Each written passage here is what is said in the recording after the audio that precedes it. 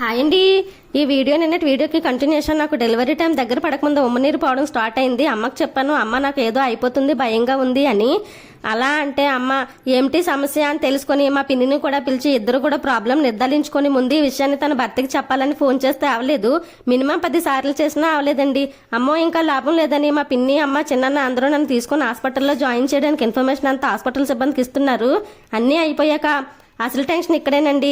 అదేంటి అంటే నీ భర్త ఏం చేస్తాడు, ఎక్కడ ఉంటారు అని అడిగితే మా పిన్ని వాళ్ళు ఆర్మీలో చేస్తారు, తనకి ఫోన్ అవ్వడం లేదు అంటే అలా కుదరదు, ఈ కేసు ఏదోలా ఉంది, మేము జాయిన్ చేసుకోలేము అన్నారు. అయ్యో అలా అయితే ఎలా, మా అమ్మాయి పరిస్థితిని అడిగేసరికి సరే ఈవినింగ్ వరకు చూస్తాము, తన భర్తకి ఫోన్ అయ్యిందా ఓకే, లేదంటే లేదు అనేసారు.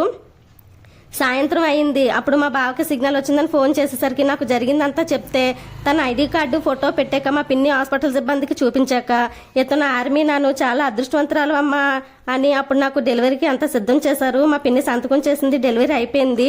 మరి నాకు సి సెక్షనా నార్మలా నెక్స్ట్ వీడియోలో చెప్తాను చూడండి. ఇది మాలాంటి వాళ్ళ పరిస్థితి. ఇప్పుడైతే భార్య డెలివరీ అవుతుంటే పక్కనే ఉండి తన భార్య బాధని తన బాధగా పంచుకొని మధుర క్షణాలను పంచుకొని సంతోషంగా ఉంటున్నారు. మరి మాకేదండి మధుర క్షణాలు. సండే స్పెషల్గా నేను చికెన్ దమ్ బిర్యానీ చేశానండి. Bye bye.